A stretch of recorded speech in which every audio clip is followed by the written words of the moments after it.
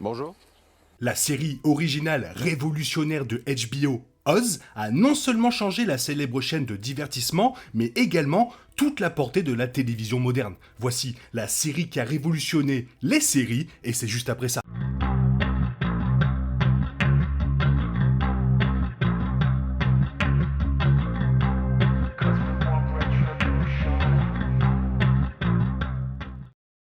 C'est l'une des émissions qui a fait de HBO un nom avec lequel il faut compter dans le monde des meilleures séries.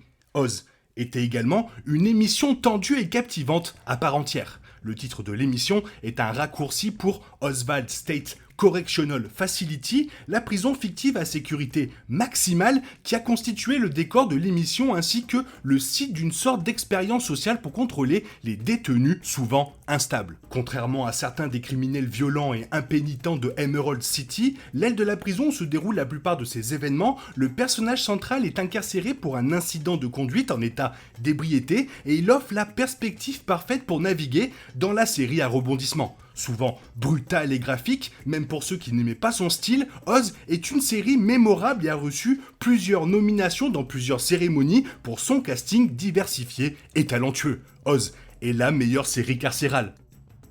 Le drame policier est sorti en 1997, d'où la qualité médiocre des vidéos Soyez tolérants, et jette donc un regard approfondi sur la vie des détenus et des membres du personnel d'une prison fictive. La série a mis un certain nombre d'acteurs célèbres sur le devant de la scène, dont J.K. Simmons, Christopher Meloni et David Zayas, entre autres. Oz est depuis devenu un incontournable du contenu de HBO et un point de repère dans l'histoire de la télévision. La série est l'un des meilleurs drames policiers de HBO, a innové en termes de contenu dramatique explicite, de longueur et de stylisation, mais reste à ce jour largement négligée, voire sous-cotée. Elle a le mérite d'être la première série dramatique scénarisée d'une heure à succès de HBO qui a fini par définir le format du genre et du média pour les décennies à venir. Avant Oz, il n'y avait tout simplement rien de comparable sur la télévision premium, par câble ou en réseau, ce qui la rend incroyablement influente pour d'autres séries populaires de HBO, telles que Les Sopranos et The Wire. En fait, sans Oz, pas mal de séries HBO n'existeraient tout simplement pas. Sans les éléments dramatiques fondamentaux d'Oz, Les Sopranos et d'autres séries dramatiques exceptionnelles de HBO n'existeraient pas du tout. Il s'agit de l'une des premières émissions dramatiques de qualité pour lesquelles HBO serait connu, antérieure aux Sopranos, Sex and the City, The Wire et des dizaines d'autres séries. Oz a offert un aperçu complet de la cité d'émeraude fictive et a permis des études approfondies des personnages sur le psychisme des criminels tout en introduisant les thèmes progressistes de la moralité et du châtiment à travers un œil sans précédent.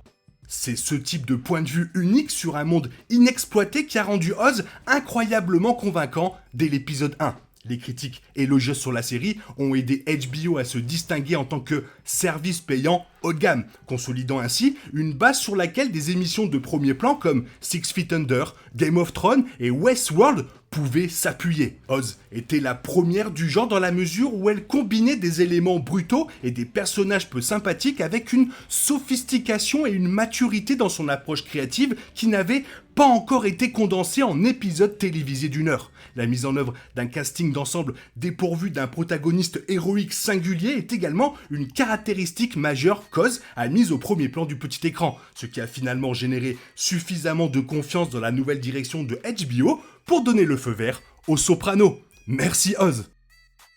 Alors oui, Oz, ce n'était pas parfait, mais elle a révolutionné ce que pourrait être la télévision.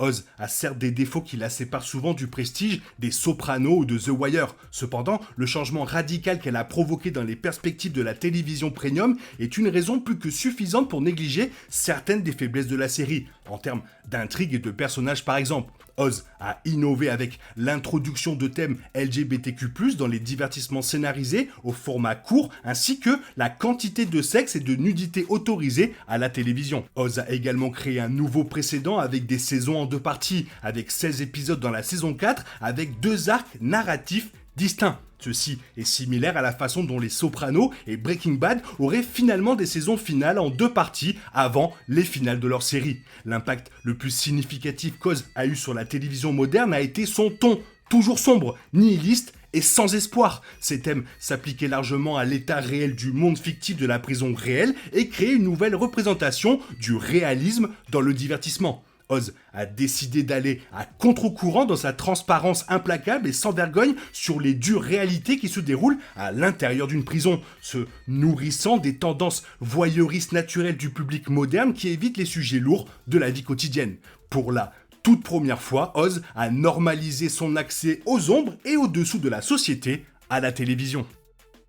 Alors, pourquoi l'héritage d'Oz n'est pas aussi grand que celui des Sopranos? L'héritage d'Oz fait probablement pâle figure par rapport à celui des Sopranos et d'autres grandes séries dramatiques de HBO, car elle était si controversée pour l'époque, en combinaison avec la réalité, que la qualité de la série n'était pas aussi bonne. Oz n'a pas réussi à devenir un phénomène culturel, car de nombreuses émissions de HBO se sont retrouvées immédiatement en vedette après leur premier épisode, souffrant du sort d'être un nouvel épisode télévisé controversé mais révolutionnaire. Heureusement, Oz est toujours disponible en streaming dans son intégralité sur HBO Max et pourrait retrouver l'élan revitalisé qu'il méritait autrefois pour l'incroyable impact qu'il a eu pour HBO et la télévision moderne.